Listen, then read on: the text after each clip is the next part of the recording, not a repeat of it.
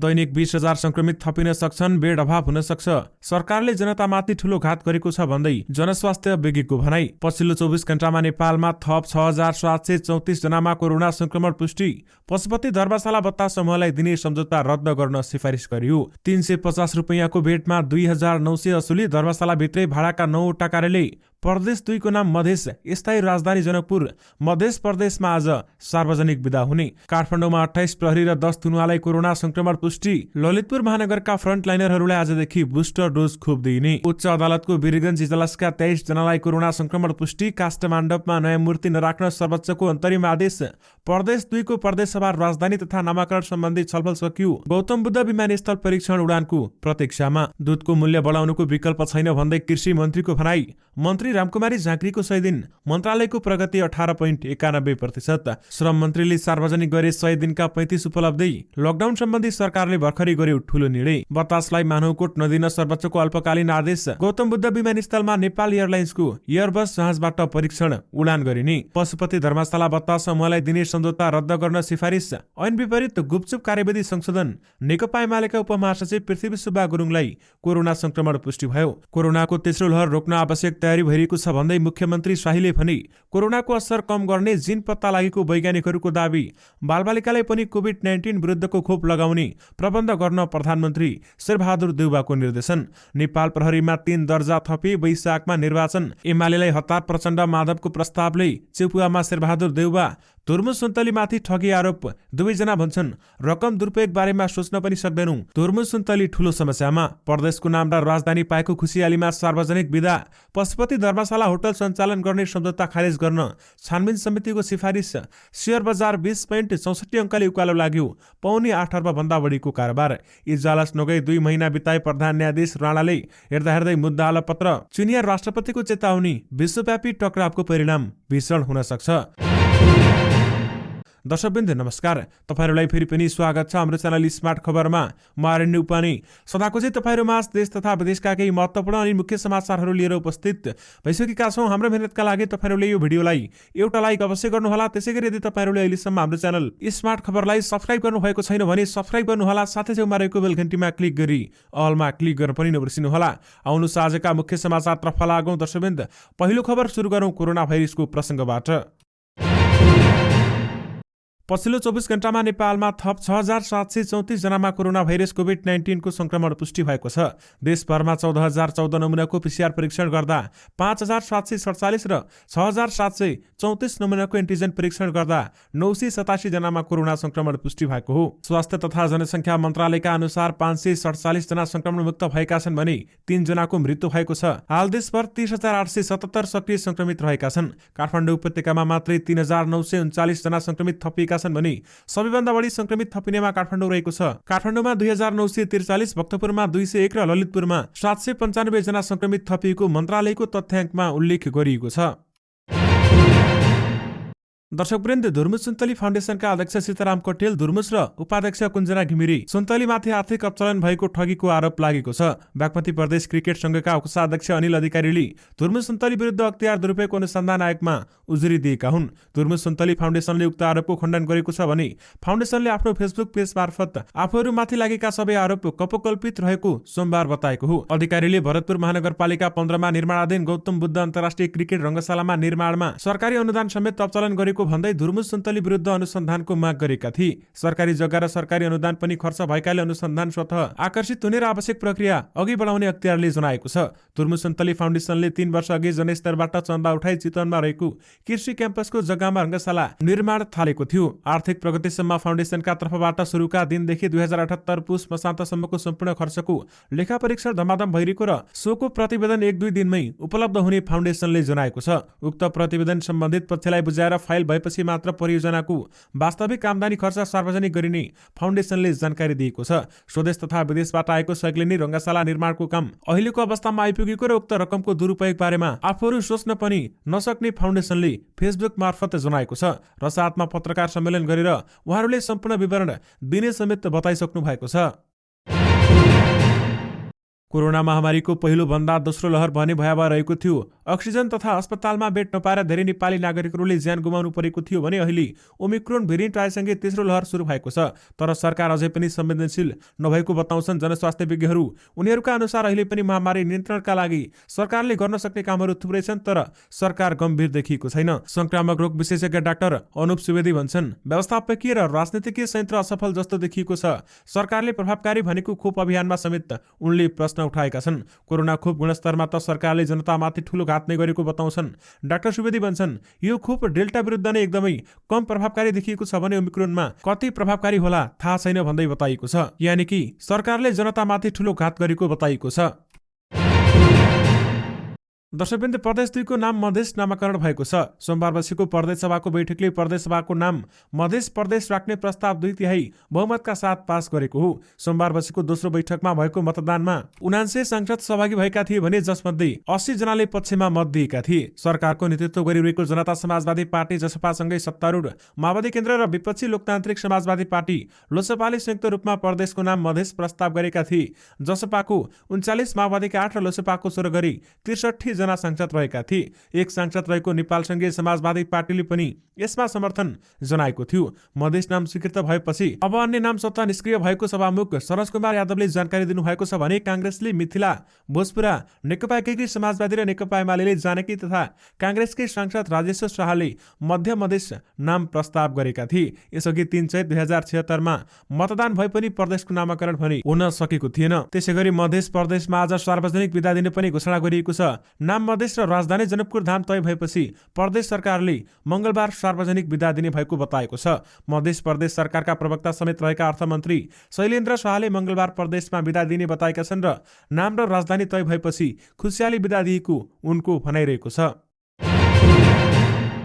सर्वोच्च अदालतले केबलकार र जिप लाइन सहित संरचना निर्माणका लागि तनहुँको मानौकोट भालामा नदिने अल्पकालीन अन्तरिम आदेश जारी गरेको छ। तनहुँको व्यास नगरपालिका 5 र म्यादे गाउँपालिका 1 मा पर्ने मानौकोट डाँडामा केबलकार, जिप लाइन सहितका संरचना निर्माणका लागि भाडामा दिने व्यास नगरपालिकाले निर्णय कार्यान्वयन नगर्न सर्वोच्च अदालतले अल्पकालीन आदेश मार्फत रोक लगाएको हो। व्यास नगर कार्यपालिकाले मानौकोट भाडामा दिने भनी गरेको निर्णय कार्यान्वयन रोक्न आदेशको माग गर्दै अधिवक्ता रामचन्द्र पौडेलले सर्वोच्च अदालतमा रिट दायर गरेका थिए भने रिटमाथि सुनाई गर्दै सोमबार न्यायाधीश ईश्वर प्रसाद खतिवडाको एकल इजलासले व्यास नगरपालिकाले गरेको निर्णय तत्काल कार्यान्वयन नगर्न अल्पकालीन अन्तरिम आदेश जारी समेत गरेको छ। यानि कि बतास समूहलाई मानौकोट नदिन सर्वोच्चले अल्पकालीन आदेश जारी गरेको छ। पछिल्लो दिनमा कोरोना संक्रमणको दर निरन्तर उकालो लागेको छ। स्वास्थ्य तथा जनसङ्ख्या मन्त्रालयको तथ्याङ्क अनुसार 25 पुसमा परीक्षण गरिएका मध्ये नमुना मध्ये 9.1% संक्रमण पुष्टि भएको छ भने 2 माघमा आइपुग्दा यो संक्रमण दर बढेर 32.8% पुगेको छ। मन्त्रालयका अधिकारीहरूका अनुसार अब एक हप्ता संक्रमण दर बढ्दै जानेछ र माघ दोस्रो उच्च बिन्दुमा पुग्नेछ भन्दै बताइएको छ भने तेस्रो साताबाट बिस्तारै घट्दै जाने आकलन समेत गरिएको छ। अहिले दैनिक थपिने संक्रमितको संख्या 5000 आसपास रहेको छ र तर यो संख्या आगामी 2 हप्ता अझै उकालो लाग्दै जानेछ र दैनिक 20-22 हजारसम्म नयाँ संक्रमित थपिन सक्ने स्वास्थ्य मन्त्रालयका अधिकारीहरूको प्रपेक्षण रहेको छ। डेल्टा भेरिएन्टको संक्रमण फैलिएको दोस्रो लहरमा सबभन्दा धेरै 28 वैशाखमा 9483 जनामा संक्रमण पुष्टि भएको थियो भने संक्रमण दर 44.49% थियो। त्यसबेला बेड अभाव, अक्सिजन तथा अन्य व्यवस्थापन राम्रो हुन नसक्दा थुप्रै व्यक्तिहरूले ज्यान गुमाउनु परेको थियो। जनस्वास्थ्य विज्ञहरूका अनुसार डेल्टा भन्दा ओमिक्रोन भेरिएन्ट कम घातक देखिएको छ, तर डेल्टा भन्दा 3 गुणा बढी रफ्तारमा फैलिने भएकाले छोटो समयमा धेरै मानिस संक्रमित हुन्छन् भन्दै बताइएको छ। संक्रमित मध्ये 85% लाई सामान्य असर देखिनेछ भने 10% अस्पताल पुग्नु पर्नेछ। 5% भन्दा कमलाई आइसियु र भेन्टिलेटर सपोर्ट चाहिन सक्छ भन्ने मन्त्रालयको विश्लेषण रहेको छ। मन्त्रालयका सचिव डाक्टर रोशन पोखरेल भन्छन्, ओमिक्रोन भेरिएन्ट कम घातक भएको भन्दै कमै संख्यामा आइसियु र तथा भेन्टिलेटरमा जान सक्छन्। त्यसकारण हामीसँग भएका आइसियु तथा भेन्टिलेटरले धान्न सक्ने अनुमान छ, तर जनरल बेडको अभाव हुने देखिन्छ भन्दै बताइएको छ। स्वास्थ्य मन्त्रालयको तथ्याङ्क अनुसार हाल देशभरमा 8202 वटा आइसोलेसन बेड, 3846 एसडियु, 2797 आइसियु र 1008 वटा भेन्टिलेटर सहित बेड रहेका छन् भन्दै बताइएको छ। यो निजी तथा सरकारी अस्पतालको बेड संख्या हो जहाँ कोभिडसँगै नन कोभिडका बिरामीहरूको उपचार पनि भइरहेको छ। विशेष गरी दैनिक 20,000 संक्रमित थपिन सक्छन्, बेड अभाव हुन सक्छ भन्दै चेतावनी दिइएको छ। पशुपति धर्मशाला सञ्चालनका लागि बतास समूहसँग गरिएको सम्झौता खारेज गर्न छानबिन समितिले सिफारिस गरेको छ। धर्मशाला भाडामा लिएर महँगो होटल चलाएको भन्दै आलोचना भएपछि संस्कृति, पर्यटन तथा नागरिक उड्डयन मन्त्रीको प्रस्तावमा पशुपति क्षेत्र विकास कोषको सञ्चालक परिषदले गठन गरेको छानबिन समितिले बतास समूहको सम्झौता खारेज गर्न सिफारिस गरेको हो। छानबिन समितिका संयोजक तथा कोषाका कोषाध्यक्ष नारायण सुवेदीले संस्कृति, पर्यटन तथा नागरिक उड्डयन मन्त्रालयका सचिव तथा परिषदका सदस्य महेश्वर न्यौपानेलाई प्रतिवेदन बुझाएका छन् र सोमबार मन्त्रालयमा आयोजित पत्रकार सम्मेलनमा कोषाध्यक्ष सुवेदीले विभिन्न कारण देखाएर सम्झौता खारेज गर्न समितिले सिफारिस गरेको बताउनु भएको छ। छानबिन प्रतिवेदनले पनि आधिकारिक प्राप्त निकायको स्वीकृति बिना सम्झौता गरेको, बताससँग मात्रै मिल्ने मापदण्ड बनाएर ठेक्का गरेकाले मिलोमुत्तो भएको हुन सक्ने देखिएको, सम्झौता विपरीत बेड संख्या दर रेट राखेर धर्मशाला सञ्चालन गरिएको, स्वीकृति बिना संरचनाहरू थप गरिएको, धर्मशालाभित्र विभिन्न कार्यालयहरू राखेको र समयमै भाडा नबुझाएको लगायतका कारण देखाएर सम्झौता रद्द गर्न माग गरेको छ। 3,500 रुपैयाँको बेडमा 2,900 असुली र धर्मशालाभित्रै भाडाका 9वटा कार्यालय समेत बनाइएको बताइएको हो। काठमाडौँ प्रहरी परिसर टेकु अन्तर्गत कार्यरत प्रहरी मध्ये 28 जनालाई कोरोना भाइरसको संक्रमण पुष्टि भएको छ। पछिल्लो एक सातामा लक्षण देखिएपछि गरिएको परीक्षणमा उनीहरूमा संक्रमण पुष्टि भएको काठमाडौँ प्रहरी प्रवक्ता एसपी दिनेश राज मैनालीले बताउनु भएको छ। उनका अनुसार माताहतका हिरासतमा रहेका 10 जना थुनुवा पनि संक्रमित भएका छन् भने उनीहरूलाई कीर्तिपुर स्थित सामुदायिक आइसोलेसन सेन्टरमा राखिएको मैनालीको भनाइरहेको छ। काठमाडौँ प्रहरी माताहत राजधानीमा प्रहरी नायब डीएसपीको कमान्डमा 14वटा प्रहरी वृत्त र प्रहरी निरीक्षक इन्सपेक्टरको नेतृत्व 9वटा प्रभाग रहेका छन्। सही र हवलदारको नेतृत्वमा थप 20वटा कार्यालय सहित 29वटा युनिट राजधानीमा रहेका छन्। प्रहरी प्रधान कार्यालय नक्सालका प्रवक्ता विष्णु कुमार केसीका अनुसार हालसम्म 60,597 जना प्रहरी कर्मचारीले पहिलो र 48,445 जनाले दुवै डोज कोभिड-19 विरुद्धको खोप समेत लगाएका छन्। विशेष गरी काठमाडौँमा 28 प्रहरी र 10 थुनुवालाई कोरोना संक्रमण पुष्टि भएको छ। कृषि तथा पशुपन्छी विकास मन्त्री महेन्द्र राय यादवले दूधको मूल्य बढाउन जरुरी भएको बताएका छन्।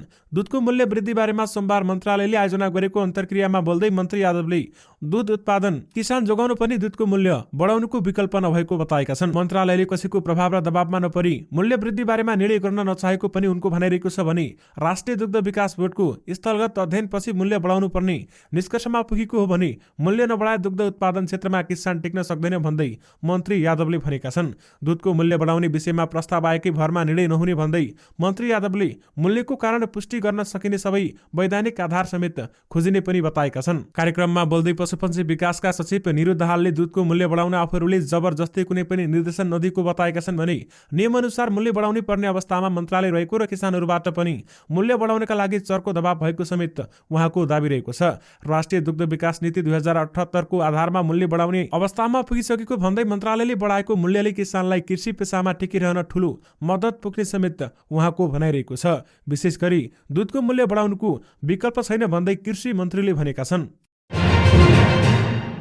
दर्शकवृन्द, गौतम बुद्ध अन्तर्राष्ट्रिय विमानस्थल क्यालिब्रेसन फ्लाइट परीक्षण उडानका लागि तयार भएको छ। पटक पटक म्याद थप्दै यसअघि सन् 2020 को सुरुमा नियमित उडान गर्ने भनिएको विमानस्थलमा कोरोना महामारीका कारण उपकरण जडानमा ढिलाइ भएको परीक्षणमा उडानमा ढिलाइ भएको हो भने तर अहिले सबै उपकरणहरू जडान भइसकेकाले पनि परीक्षण उडानका लागि तयारी अवस्थामा रहेको राष्ट्रिय गौरवका आयोजनाका उपनिर्देशक प्रवीण न्यौपानेले बताएका छन्। मौसममा सुधार भएपछि परीक्षण उडान थालिने र नेपाली नयाँ वर्ष वैशाखदेखि नियमित उडानको तयारी भएको न्यौपानेले बताएका छन्। सबै उपकरणहरू जडान भइसकेका छन् भने कम्तीमा 6 देखि 8 घण्टासम्म मौसम सफा भयो भने परीक्षण उडान गर्छौं भन्दै न्यौपानेले भनेका छन्।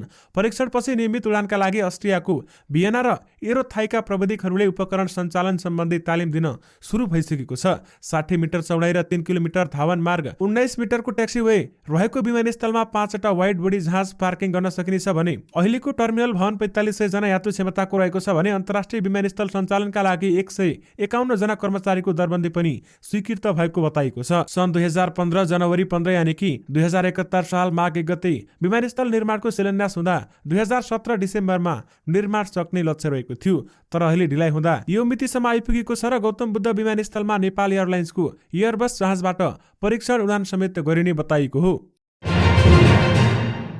नेकपा एमालेका उपमहासचिव पृथ्वी सुब्बा गुरुङलाई कोरोना संक्रमण पुष्टि भएको छ। सोमबार कोरोना संक्रमण पुष्टि भएको र होम आइसोलेसनमा रहेको उहाँले बताउनु भएको छ भने स्वास्थ्यमा खासै समस्या नभएको समेत उहाँले बताउनु भएको हो। यानि कि एमाले उपमहासचिव पृथ्वी सुब्बा गुरुङलाई कोरोना संक्रमण पुष्टि भएको छ। दर्शकवृन्द, कर्णाली प्रदेशका मुख्यमन्त्री जीवन बहादुर शाहीले कर्णाली प्रदेश सरकारले कोरोनाको सम्भावित तेस्रो लहरसँग जुझ्नका लागि आवश्यक तयारी थालिसकेको बताएका छन्। दोस्रो लहरमा प्रदेशका अस्पतालमा बेड र अक्सिजन अभावपछि संक्रमितले ज्यान नै गुमाउनु परेको थियो भने तर सम्भावित तेस्रो लहरमा त्यस्तो स्थिति आउन नदिने गरी आवश्यक तयारी थालिएको शाहीको दाबी रहेको छ भने प्रदेशका अस्पतालहरूमा आवश्यक बेड र अक्सिजनको व्यवस्थापन गरेका छौं। सीमानाकामा होल्डिङ सेन्टरको स्थापना गर्नेदेखि विगतमा स्थानीय तहले सञ्चालनमा ल्याएका क्वारेन्टाइन र आइसोलेसन सेन्टरलाई पनि पुनः सञ्चालनमा ल्याउने तयारी थालेका छौं भन्दै उनले भनेका छन्। मुख्यमन्त्री शाहीले ओमिक्रोनको असर न्यूनीकरणका लागि स्वास्थ्य संस्थाहरूको सबलीकरण, अक्सिजन प्लान्टहरूको सञ्चालन र स्वास्थ्य कर्मीको परिचालनलाई विशेष प्राथमिकता दिएको मुख्य मन्त्रालयमा सोमबार आयोजित पत्रकार सम्मेलन मार्फत जानकारी दिएका छन्। उनका अनुसार प्रदेश सरकारले सामुदायिक स्तरमा कोरोना संक्रमणको रोकथामका लागि प्रदेशका 66 वटा सामुदायिक स्वास्थ्य इकाइहरूलाई 5 लाखको दरले 3 करोड 30 लाख रुपियाँ सम्बन्धित स्थानीय तहलाई उपलब्ध गराउने छ भने त्यस्तै कर्णाली प्रदेश अस्पताल, सुर्खेत स्वास्थ्य सेवा कार्यालय, दैलेख, कालीकोट, जाजरकोट र सल्यानमा 4 वटा एम्बुलेन्स खरिदका लागि 20 लाखका दरले 80 लाख रुपियाँ पठाइएको छ र साथै 4 वटा सब वाहन खरिदका लागि 12 लाखका दरले 48 लाख पठाइएको मुख्यमन्त्री शाहीले बताएका छन्। उनका अनुसार ती सब वाहन दैलेख, कालीकोट, सल्यान र रुकुम पश्चिममा राखिनेछ र एम्बुलेन्स सम्बन्धित स्वास्थ्य सेवा कार्यालयले रसिद गरी सञ्चालनमा ल्याउनेछन् भन्दै बताइएको छ। कोरोना भाइरस कोभिड-19 को संक्रमणको असर कम गर्ने जिन पत्ता लागेको वैज्ञानिकहरूले दावी गरेका छन्। स्विडेनका वैज्ञानिकहरूले पत्ता लगाएको उक्त जिनले कोभिड संक्रमण पछि देखिने गम्भीर असर 20% कम गर्ने दावी समेत गरिएको छ। वैज्ञानिकहरूले आफूहरूको पछिल्लो खोजबाट कोरोना भाइरस विरुद्ध प्रभावकारी औषधि बनाउन सहज हुने बताएका छन् र हालै पत्ता लागेको जिनले मानव शरीरलाई कोभिड संक्रमण गराउने SARS-CoV-2 भाइरसलाई छिन्न भिन्न पार्ने प्रोटोकल बनाउन प्रेरित गर्ने वैज्ञानिकहरूको भनाइरहेको छ। वैज्ञानिकका अनुसार RS10774671G नामक जिनले OS1 नामक प्रोटोकललाई लम्बाइ निर्धारण गर्छ भने यो प्रोटिन जति लामो हुन्छ त्यति नै प्रभावकारी रूपमा कोभिड-19 लाई छिन्न भिन्न पार्न सक्छ।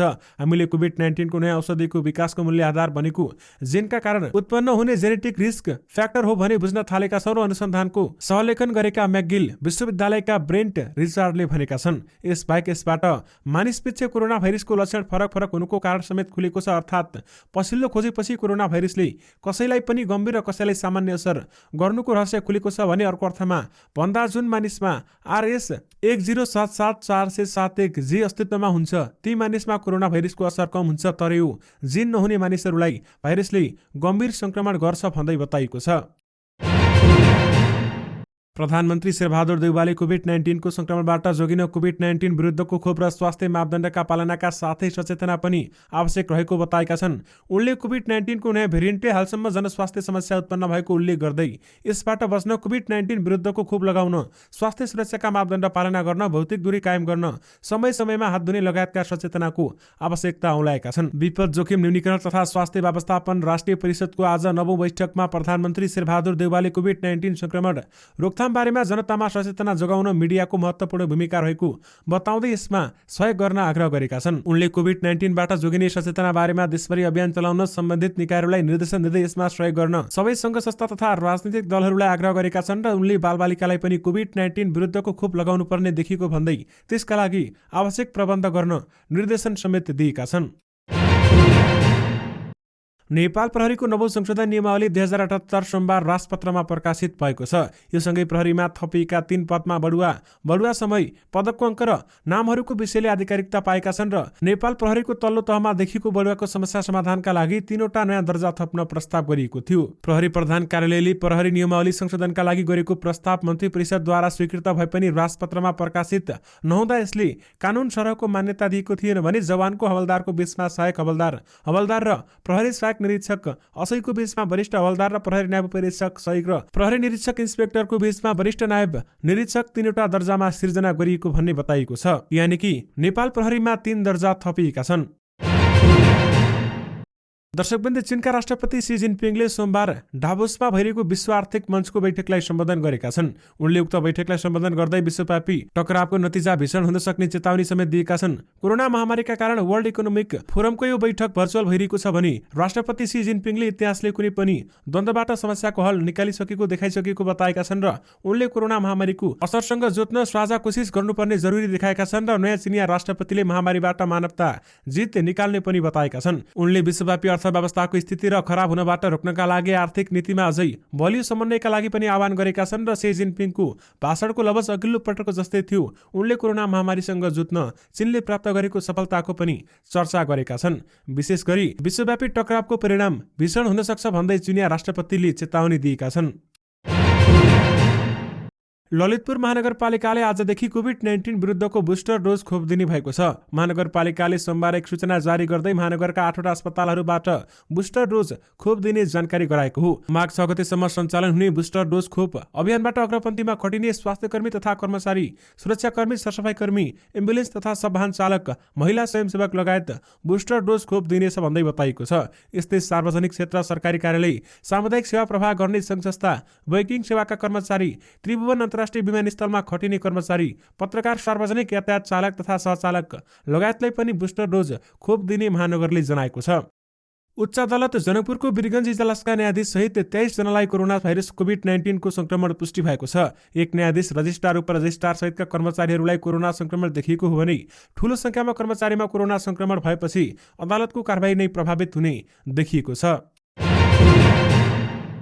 पुनर्निर्मित काष्ठमण्डपको मूर्ति विवादमा सर्वोच्च अदालतले अन्तरिम आदेश दिएको छ। अधिवक्ता समेत रहेका सम्पदा संरक्षण कर्मी सञ्जय अधिकारीले काष्ठमण्डपबाट हटाएको मूर्ति पुनर्स्थापना गरेर नृत्य पूजा माग गर्दै सर्वोच्च अदालतमा रिट दायर गरेका थिए। न्यायाधीश ईश्वर प्रसाद खतिवडाको एकल इजलासले नयाँ मूर्ति राख्ने कार्य तत्काल रोक्न भन्दै सरकारका नाममा कारण देखाउ आदेश पनि जारी गरिएको थियो भने सर्वोच्च अदालतको अन्तरिम आदेशसँगै काष्ठमण्डपमा राखिएको नयाँ मूर्तिहरूको प्राण प्रतिष्ठा गर्ने गरी तयारी रोकिनेछ भने हनुमान ढोकाको भण्डारणमा थन्काइएको मूर्ति काष्ठमण्डपमा फर्काउनु पर्ने भएको छ भन्दै बताइएको छ। पुनर्निर्मित काष्ठमण्डपको भुइँतले करिबको आधा मध्यभागमा एउटा रहेको गोरखनाथ र चारकुनामा रहेको गणेशको मूर्ति नयाँ राखिसकेको छ। तर यो कार्यले प्राचीन स्मारक संरक्षण ऐन मिचिएको, धार्मिक आस्थामा चोट पुर्याएको, सम्पदा संरक्षण सम्बन्धी अन्तर्राष्ट्रिय कानून मिचिएको, संवैधानिक मौलिक हक हनन भएको दावी गर्दै अधिकारीले अदालतमा मुद्दा दायर समेत गरेका छन्। विशेष गरी काष्ठमण्डपमा नयाँ मूर्ति नराख्न सर्वोच्चले अन्तरिम आदेश जारी गरेको छ। विवादका कारण लामो समयदेखि रोकिएको नेपाल धितोपत्र बोर्डको अध्यक्ष नियुक्त प्रक्रिया अघि बढेपछि फेरि अर्को विवाद देखिएको छ। अध्यक्ष नियुक्तिका लागि आवेदन परिसकेपछि पनि 2वटा छनौट सम्बन्धी कार्यविधि संशोधन भएपछि विवाद देखिएको हो। नेपाल धितोपत्र ऐनसँग बाजिने गरी बनाएको कार्यविधि अर्थ मन्त्रालयले पुस 26 गते वेबसाइटमा अपलोड गरेको थियो। त्यसको 3 दिनपछि 29 गते संशोधन गरेर पुनः अर्को कार्यविधि अपलोड गरिएको छ। छनौट समितिको संयोजकमा राष्ट्रिय योजना आयोगका उपाध्यक्ष डाक्टर विश्वनाथ पौडेलले भनेका छन् भने सदस्यहरूमा अर्थ मन्त्रालयका सचिव मधु मरासिनी र विज्ञ सदस्यका रूपमा डाक्टर जीवननाथ धिताल रहेको बताइएको छ। 29 गते अपलोड गरिएको कार्यविधिमा विज्ञ सदस्य धितालले आफूसँग परामर्श नगरी संशोधन गरिएको भन्दै आपत्ति जनाएपछि हाल सो कार्यविधि वेबसाइटबाट हटाइएको छ। धितोपत्र ऐनमा अध्ययनका लागि सम्बन्धित क्षेत्रमा 7 वर्षको अनुभव भए पनि पुग्ने व्यवस्था गरिएको छ। तर कार्यविधि संशोधनमा कम्तीमा 7 वर्ष व्यवस्थापकीय तहको कार्य अनुभव भएको व्यक्तिलाई 25 अङ्कसम्म दिने व्यवस्था गरिएको छ। विशेष गरी ऐन विपरीत गुपचुप कार्यविधान संशोधन गरिएको पाइएको छ। 2074 सालमा निर्वाचित स्थानीय तहका जनप्रतिनिधिको कार्यकाल सकिन लागेका बेलामा सरकारमाथि चुनावको मिति घोषणा गर्न दबाव रहेको छ। तर 5 दलीय सत्ता गठबन्धनमा स्थानीय तहको निर्वाचन बारेमा एकमत हुन नसक्दा घोषणा हुन सकेको छैन। निर्वाचन आयोगले नै पुस 30 गते सर्वदलीय बैठक राखेर माघ पहिलो साताभित्रै निर्वाचन मिति तोक्दा दबाव दिइसकेको छ भने तर सत्ता गठबन्धनमा सहभागी ठूला दल नेपाली कांग्रेस, माओवादी केन्द्र र एकीकृत समाजवादी बीच एकमत हुन नसक्दा सरकारले चुनावको मिति तोक्न भनिसकेको छैन। सरकारले यसअघि नै निर्वाचन आयोगले आगामी वैशाख 14 र 22 मा निर्वाचन घोषणा गर्न सुझाव दिएको थियो भने संविधानले नै स्थानीय तहका जनप्रतिनिधिको कार्यकाल 5 वर्ष तोकेको हुनाले वैशाखमै निर्वाचन गर्न सरकारलाई सुझाव दिएको निर्वाचन आयोगका प्रवक्ता शालिग्राम शर्माले बताउनु भएको छ। उनी भन्छन्, वैशाखमा हामीले प्रस्ताव गरेको समयमा निर्वाचन भए तेस्रो सातासम्म चुनाव सम्पन्न भइसक्छ, जसले गर्दा संविधान अनुसार नै स्थानीय तहका जनप्रतिनिधिको परिपूर्ति भइसक्छ भन्दै बताइएको छ। सरकारले स्थानीय तहको निर्वाचन मिति तोक्न अल्टाल गरिरहेको आरोप लागिरहेका बेलामा स्वास्थ्य तथा जनसङ्ख्या मन्त्री विरोध खतिवडाले यही साताभित्रै मिति तोकिने समेत दावी गर्नु भएको छ। दर्शकवृन्द, कार्तिक 7 गतेबाट प्रभावित न्यायालय अझै लयमा फर्किन सकेको छैन। प्रधान न्यायाधीशको राजीनामा माग गर्दै वकिलहरूको आन्दोलन र न्यायाधीशहरूको अघोषित बहिष्कारका कारण प्रधान न्यायाधीश चुलेन्द्र शमशेर जबरानी निर्णय गर्न नसक्ने अवस्थामा पुगेका छन् र राणा 2 महिनादेखि इजलासमा बस्न सकेका छैनन्। न त वकिल र न्यायाधीशको माग बमोजिम राजीनामा नै दिएका छन्। प्रधान न्यायाधीशको इजलास गठन गर्ने र मुद्दाको पेशी तोक्ने अधिकार पनि खोजिएको छ भने आफू विरुद्ध सबै न्यायाधीश एकमत भएर अगाडि बढेपछि प्रधान न्यायाधीश राणा मुद्दाको सुनवाई गर्ने अधिकारबाट अलग भएका छन्। उनी मुद्दाको सुनवाईमा सुनवाईमा पनि सहभागी भएका छैनन् भनी प्रधान न्यायाधीश राणासँग इजलास साझेदारी गर्न न्यायाधीशहरू तयार भनी छैनन्। सर्वोच्चमा गोला प्रथाबाट पिसी तोकेर मुद्दाको सुनवाई भइरहेको छ। मुद्दाको सुनवाई गर्ने प्रक्रियाबाट प्रधान न्यायाधीश अलग रहेका छन्। सुनवाई नगरे पनि सर्वोच्च अदालतमा जान भनी छोडेका छैनन्। प्रधान न्यायाधीश राणा नियमित अदालत उपस्थित भइरहेको सर्वोच्चका प्रवक्ता बाबुराम दाहालले बताउनु भएको छ। आन्दोलन सुरु भएपछि उनी संयुक्त इजलासमा बैठक बस्न सकेका छैनन् भने आन्दोलनकै बीचमा एकल इजलासबाट मुद्दाको सुनवाई गरे। तर प्रधानमन्त्रीलाई अलग गरेर मुद्दाको सुनवाईमा फर्किने अन्य न्यायाधीशहरूले सहमति गरे। अन्य न्यायाधीशहरूले मुद्दाको सुनवाई गर्न थालेसँगै प्रधान न्यायाधीश इजलास बाहिर भए भन्दै बताइएको छ। र साथमा प्रधान न्यायाधीश तोलेन्द्र शमशेर जबराले इजलास नगई 2 महिना बिताएका छन् र हेर्दै मुद्दा अलपत्र परेको देखिन थालेको छ।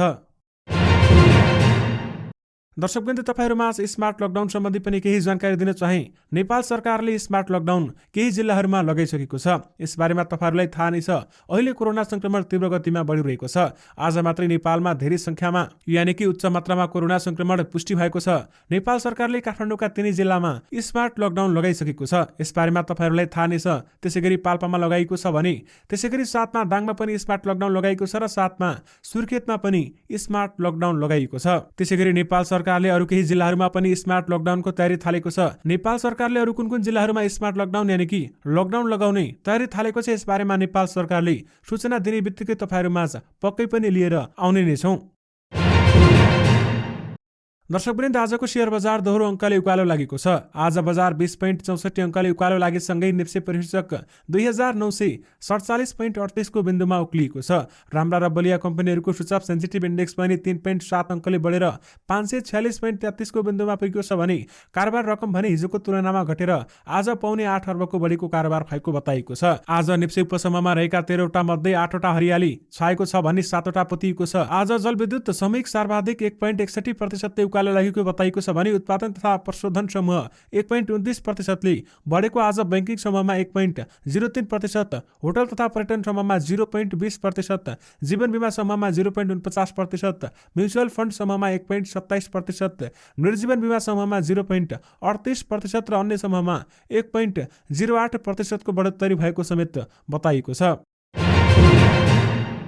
दर्शकवृन्द, सरकारी विकास मन्त्री रामकुमारी झाँक्रीले 100 दिने प्रगति विवरण सार्वजनिक गरेकी छिन्। सोमबार सिंहदरबार स्थित मन्त्रालयमा पत्रकार सम्मेलन गरी आफूले 100 दिनमा गरेका कामहरूको 37 विधामा जानकारी दिएकी छिन् भने उनले 100 दिनमा भए गरेका कामहरू बारेमा जानकारी दिँदै सुरु गरिएको कामहरूको समेत गति लिएको बताएकी छिन्। मन्त्री झाँक्रीले नेतृत्व गरेको मन्त्रालयको चालु आर्थिक वर्षको कुल बजेट 30 अर्ब 84 करोड मध्ये चालुतर्फ विनियोजित 1 अर्ब 94 करोड रुपियाँमा 69 करोड 35% र पुँजीगततर्फ विनियोजित 28 अर्ब 90 करोड रुपियाँमा 5 अर्ब 8 करोड 17% खर्च भएको छ भन्दै बताइएको छ। मन्त्रालयको समग्र प्रगति 18.91% रहेको मन्त्रालयले जानकारी दिएको छ भने प्रतिनिधिमूलक कामहरू भन्दै मन्त्रीले सार्वजनिक गरेको सूचीमा बागमती किनारामा अनधिकृत रूपमा रहेका 27 घर टहरा भत्काइदेखि शहरी विकासका धेरै कामहरू गरेको समेत उल्लेख गरेकी छिन्। विशेष गरी मन्त्री रामकुमारी झाँक्रीले 100 दिनमा मन्त्रालयको प्रगति 18.91% रहेको बताएको जानकारी विवरण गराउनु भएको छ।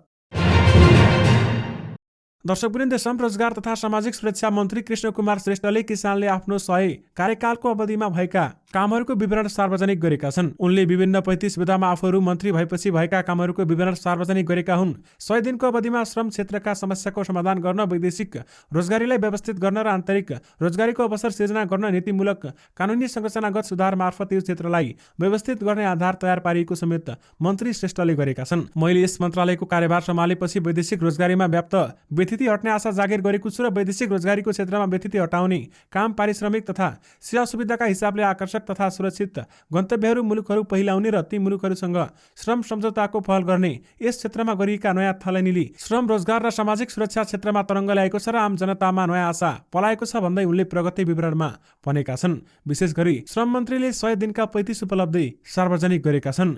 दर्शकवृन्द, यससँगै तपाईहरुमा आजका सबै मुख्य समाचारहरू राखिसकेका छौं। फेरि पनि तपाईहरुमा नयाँ रिपोर्टहरूको साथमा उपस्थित हुने नै छौं। अहिलेलाई भने मलाई बिदा दिनुस्। नमस्कार।